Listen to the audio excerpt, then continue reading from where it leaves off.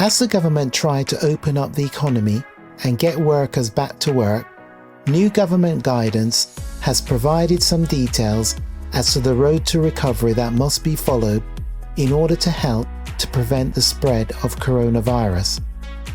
So what are the key areas to consider, and what do you need to do as a business? So let's look at the government's roadmap. The published guidance identifies the steps that businesses should take in order to keep their staff and customers safe from coronavirus and is available at the following web address. The guidance makes it clear that we must adopt a caution-first approach in order to get back to some semblance of normality. This means that businesses must take reasonable steps to reduce the risks associated with coronavirus for some time. So what do you need to do? The key control measure is to ensure that those attending your premises are able to maintain social distancing. Currently, a 2-meter rule is front and center of the guidance. This means that you must consider steps such as staggering start times in shifts, introducing one-way systems around the workplace, and reviewing desk layouts to allow more space.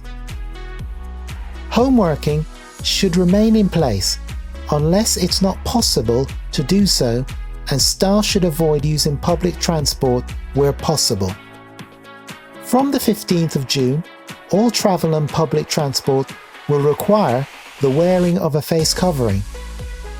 This does not require the wearing of an FFP1 to FFP3 face mask or a surgical mask, and the government has provided information at gov.uk on how face coverings can be made at home. Based on the guidance that has been released, and if you are preparing for workers to come back to work, the following 3 tips will help you to prioritize what is essential. Tip number 1. Formalize your new arrangements in a COVID-19 risk assessment. This is essential. Documenting your arrangements is what will enable you to demonstrate that you have done everything to keep your employees and others safe. Tip number 2. Communication. In normal circumstances, we would suggest that staff should sign to confirm they have read the risk assessment.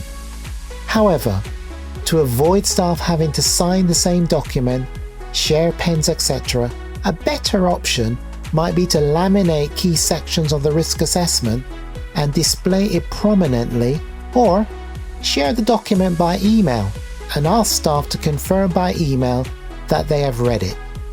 Tip number 3. Several of your staff may have significant concerns about heading back to the workplace. Make it clear that you are willing to listen to them and will do your best to work with them to ensure they feel safe. Remember, to operate your workplace safely, staff and visitors must be able to maintain social distancing.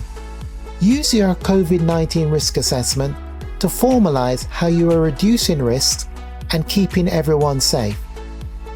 Get in touch if you need assistance with this risk assessment, as we can work with you to produce a risk assessment based on the government's guidance. I have listed my contact details below, and do keep an eye on our website for additional information.